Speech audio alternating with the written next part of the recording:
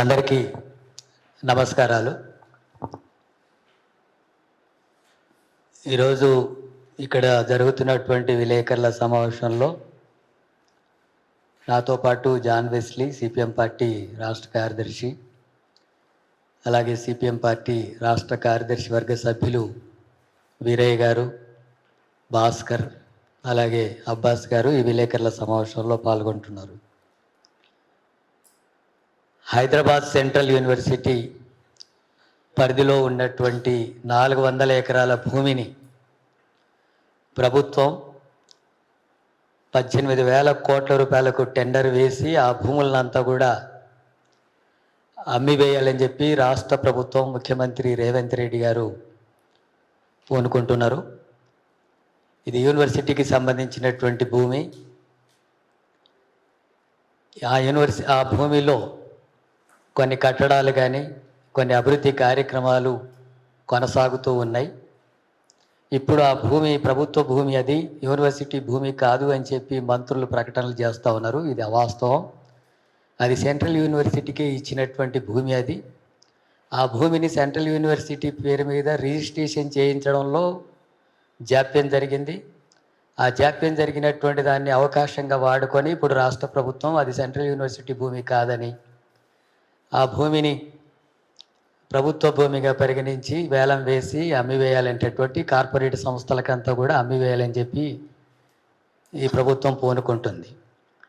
దీన్ని వ్యతిరేకిస్తూ అక్కడ ఉండేటటువంటి విద్యార్థి సంఘాల ఐక్య కార్యాచరణ కమిటీ ఆధ్వర్యంలో నిరసనలు వ్యక్తమవుతున్నాయి. అనేక రూపాల్లో ఆందోళనలు చేశారు. ప్రభుత్వానికి వినతి పత్రాలు కూడా ఇచ్చారు.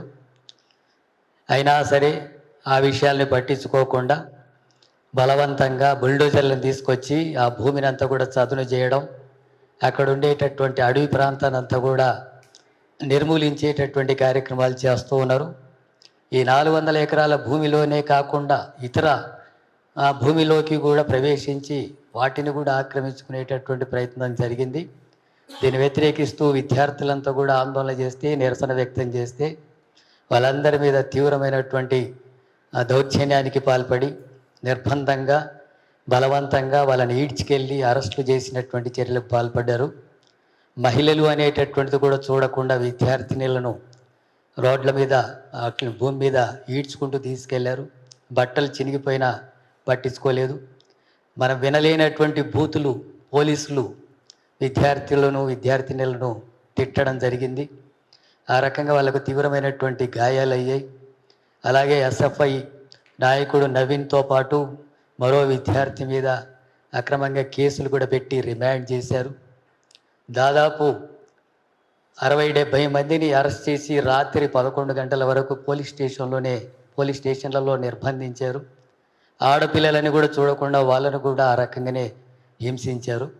ఇలాంటి చర్యలను సిపిఎం పార్టీ రాష్ట్ర కమిటీ తీవ్రంగా ఖండిస్తుంది. ఆ భూములు యూనివర్సిటీకి సంబంధించినటువంటి భూములు వేలం వేసి టెండర్ వేసి అమ్ముకునేటటువంటి కార్యక్రమాన్ని వెంటనే ఉపసంహరించుకోవాలని చెప్పి రాష్ట్ర ప్రభుత్వాన్ని డిమాండ్ చేస్తున్నాం. అలాగే ఈ దాడుల్ని, అరెస్టుల్ని, అక్రమంగా కేసులు పెట్టి జైలుకు పంపినటువంటి ఘటనను నిరసిస్తూ రేపు హైదరాబాద్ సెంట్రల్ యూనివర్సిటీ ముందు ధర్నా కార్యక్రమం నిర్వహించాలని చెప్పి సిపిఎం పార్టీ పిలుపునిస్తుంది. ఈ పిలుపులో మిగతా పాల్గొనేటటువంటి శక్తులంతా కూడా ప్రజలందరూ కూడా పాల్గొని దానికి మద్దతు ఇవ్వాలని చెప్పి కూడా ప్రజానీకానికి విజ్ఞప్తి చేస్తున్నాం. ముఖ్యమంత్రి రేవంత్ రెడ్డి గారు ఈ రకమైనటువంటి నిర్బంధాలతోన బుల్డోజర్లను తీసుకొచ్చి అక్కడున్న వాటిని అంతా కూల్చేసి బీజేపీ ప్రభుత్వం లాగానే, మోడీ ప్రభుత్వం లాగానే ఇక్కడ రాష్ట్రంలో రేవంత్ రెడ్డి ప్రభుత్వం కూడా బుల్డోజర్లతోన ఆక్రమించడాలు కానీ లేదా విద్యార్థుల మీద అరాచకాలకు పాల్పడ్డటువంటి చర్యలకు పూనుకుంటే ప్రజల నుంచి తీవ్రమైనటువంటి వ్యతిరేకత వస్తుంది. ఉస్మానియా యూనివర్సిటీలో కూడా ఈ పద్ధతిలోనే అక్కడ మీరు నిరసనలు వ్యక్తం చేయకూడదు, ధర్నాలు చేయకూడదు, నినాదాలు ఇవ్వకూడదని సర్క్యులర్ జారీ చేసి అక్కడ నిర్బంధాన్ని తీసుకొస్తున్నారు. ఇక్కడ బలవంతంగా బుల్డోజర్లతో ఆ భూమిని ఆక్రమించుకునే కార్యక్రమం చేసి అరెస్టులకు పాల్పడుతున్నారు.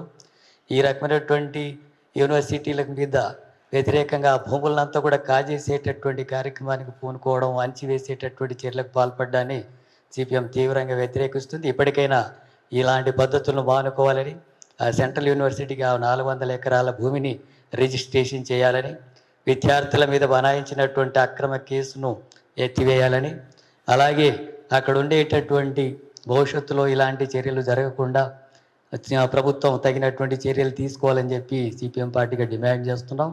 ఇదే ధోరణిలో మా ప్రభుత్వ విధానాలు మార్చుకోకుండా భూములంతా కూడా ఆక్రమించి వేల కోట్లు దండుకోవచ్చు అనేటటువంటి వైఖరే కొనసాగితే ప్రజలు గత ప్రభుత్వాలకు చెప్పినటువంటి పద్ధతిలోనే తగిన గుణపాఠం చెప్తారని చెప్పి హెచ్చరిస్తున్నాను. రేపు జరగబోయేటటువంటి ధర్నాలో ప్రజలు పెద్ద సంఖ్యలో పాల్గొనాలని చెప్పి కూడా విజ్ఞప్తి చేస్తూ ముగిస్తున్నాను. వీరయ్య గారు మాట్లాడతారు.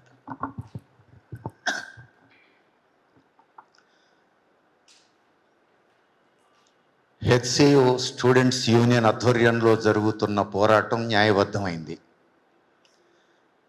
ఈ న్యాయబద్ధమైన పోరాటాన్ని న్యాయబద్ధమైన పద్ధతుల్లో, ప్రజాతంత్ర పద్ధతుల్లో చర్చించి పరిష్కరించవలసినటువంటి ప్రభుత్వం అత్యంత బాధ్యతారహితంగా యూనివర్సిటీ విద్యార్థుల మీద పాశవిక దాడికి పూనుకున్నది. పైగా సాయంత్రం 6 గంటల తర్వాత కూడా అమ్మాయిలను పోలీస్ స్టేషన్లలో నిర్బంధించింది. ఈ తీవ్రమైనటువంటి నిర్బంధాన్ని సిపిఎం వ్యతిరేకిస్తున్నది, ఖండిస్తున్నది. అంతేకాదు ప్రభుత్వం చేస్తున్నటువంటి వాదనలు కూడా తప్పుడు వాదనలు. సాక్షాత్తు శాసనసభ నుంచి ముఖ్యమంత్రి గారు చెప్పిన మాటలు కూడా వాస్తవం కాదు అని యూనివర్సిటీ అధికారులు రాతపూర్వకంగానే చెప్తున్నారు. ముఖ్యమంత్రి ఆ భూమిని యూనివర్సిటీ అధికారుల సమక్షంలో సర్వే చేశామని రెవెన్యూ అధికారులు రాతపూర్వకంగా ప్రకటించారు. శాసనసభలో ముఖ్యమంత్రి ప్రకటించారు. యూనివర్సిటీ అధికారులు కేవలం ఫీల్డ్ విజిట్ చేశాం తప్ప సర్వే చేయలేదు, అది అవాస్తవం అని చెప్పేసి యూనివర్సిటీ అధికారులు చెప్తున్నారు. భూమి వదులుకోవడానికి యూనివర్సిటీ అధికారులు కూడా అంగీకరించారు అని ప్రభుత్వం చెప్తున్నది. ఇది అబద్ధం, మేము ఎక్కడా అంగీకరించలేదు, మా అకాడమిక్ కౌన్సిల్ కూడా ఇంతవరకు ఆమోదించలేదు అని యూనివర్సిటీ అధికారులు చెప్తున్నారు. మరి ఒకవైపు యూనివర్సిటీ అధికారుల మాటలకు రాష్ట్ర ప్రభుత్వం చెప్పే మాటలకు పొంతన లేకుండా ఉన్నది.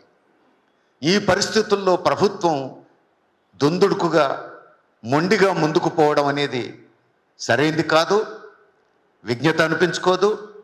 పైగా రేవంత్ రెడ్డి గారు ముఖ్యమంత్రి అయిన రోజునే చెప్పారు, ప్రజాస్వామ్య పునరుద్ధరణ తన 7వ గ్యారంటీ అన్నారు. మరి ఇప్పుడు యూనివర్సిటీలలో ఇలాంటి నిర్బంధాన్ని ప్రయోగించడం 7వ గ్యారంటీ అవుతుందా? అదే ప్రజాస్వామ్య పునరుద్ధరణ అవుతుందా? దీనికి ముఖ్యమంత్రి సమాధానం చెప్పాల్సిన అవసరం ఉంది. అందుకే తక్షణం ఈ నిర్బంధాన్ని విరమించాలని చెప్పి డిమాండ్ చేస్తున్నాం. ఇప్పుడు 400 ఎకరాలు యూనివర్సిటీకి కేటాయించిన స్థలంలో ఉన్నదా, బయట ఉన్నదా అనే వివాదం కూడా ముందుకొచ్చింది. శాసనసభలో ముఖ్యమంత్రి స్పష్టంగా ఆ 400 ఎకరాలు హెచ్సియుకు సంబంధం లేదు అంటున్నాడు. కానీ యూనివర్సిటీ అధికారులు సర్వేనే చేయలేదు కాబట్టి హెచ్సియుకు సంబంధం లేదని ఎట్లా చెప్తారు అని యూనివర్సిటీ అధికారులు అంటున్నారు. ఇదొక భాగం. నిన్న బుల్డోజర్లు వచ్చింది ఎక్కడికి? ఆ 400 ఎకరాల్లోకి కూడా కాదు, హెచ్సియు ఈస్ట్ క్యాంపస్లోకి, తూర్పు క్యాంపస్లోకి బహిరంగంగా బుల్డోజర్లతో పెద్ద ఎత్తున పోలీసులు మోహరించారు.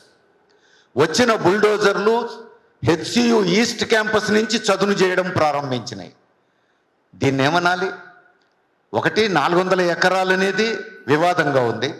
ఆ 400 ఎకరాల స్థలానికి అవతల ఇప్పటికే పనిచేస్తున్న యూనివర్సిటీ ఈస్ట్ క్యాంపస్లోకి బుల్డోజర్లు రావడం మరొక తప్పిదం. ఇంత నేకెడ్గా, ఇంత దుందుడుకుగా ప్రభుత్వం వ్యవహరించడం అనేది తీవ్రమైనటువంటి విషయం. అందుకని విద్యను అభివృద్ధి చేయాల్సినటువంటి సమయం, యూనివర్సిటీలకు కేటాయించిన స్థలాన్ని విద్య అభివృద్ధికే వెచ్చించాల్సినటువంటి సమయం.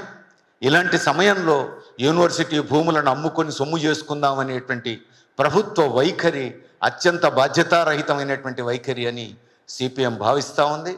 అందుకే తక్షణం కేసులు బనాయించినటువంటి, రిమాండ్ చేసినటువంటి విద్యార్థులను విడుదల చేయాలి, కేసులు ఉపసంహరించుకోవాలి. ఆ 400 ఎకరాలు హరాజు పెట్టేటువంటి ప్రయత్నాన్ని ఉపసంహరించుకోవాలి. అట్లనే యూనివర్సిటీతో ఉన్నటువంటి విభేదాలను చర్చల ద్వారా పరిష్కారం చేసుకొని యూనివర్సిటీ యూనియన్తో కూడా చర్చలు జరిపి కామన్ అండర్స్టాండింగ్కు రావాల్సిన అవసరం ఉంది. విద్యార్థి సంఘం ఆమోదం కూడా తీసుకోవాల్సిన అవసరం ఉంది. విద్యార్థి సంఘం ఎలక్ట్ అయినటువంటి సంఘం, ఇది గుర్తుపెట్టుకోవాలి. ఎన్నికైనటువంటి ప్రజాతంత్ర పద్ధతుల్లో ఎన్నికైనటువంటి సంఘం విద్యార్థి సంఘం. అందుకని ఆ సంఘం అభిప్రాయాన్ని కూడా తీసుకోకుండా ఈ పద్ధతుల్లో దొందుడుకుగా పోవడానికి వీల్లేదు. అందుకే సిపిఎం రేపు సెంట్రల్ యూనివర్సిటీ ముందే ధర్నాకు పూనుకున్నది. ప్రభుత్వం ఇప్పటికైనా ఖచ్చితంగా చేసిన తప్పు నుంచి వెనకడుగు వేయాలి, సరిదిద్దుకోవాలి. భవిష్యత్తులో సెంట్రల్ యూనివర్సిటీ భూములను ముట్టుకోవద్దని చెప్పేసి మేము డిమాండ్ చేస్తాం. సరే మిత్రులారా, ఈ విలేకరుల సమావేశానికి వచ్చి ఈ మీడియా కవరేజ్ చేస్తున్నటువంటి మీ అందరికీ ధన్యవాదాలు తెలియజేస్తూ, రేపు యూనివర్సిటీ ముందు జరగబోయేటువంటి ధర్నాలో ప్రజలందరూ పాల్గొని విజయవంతం చేయాలని చెప్పేసి విజ్ఞప్తి చేస్తా ఉన్నాం. ఈ సమావేశం ముగిసింది.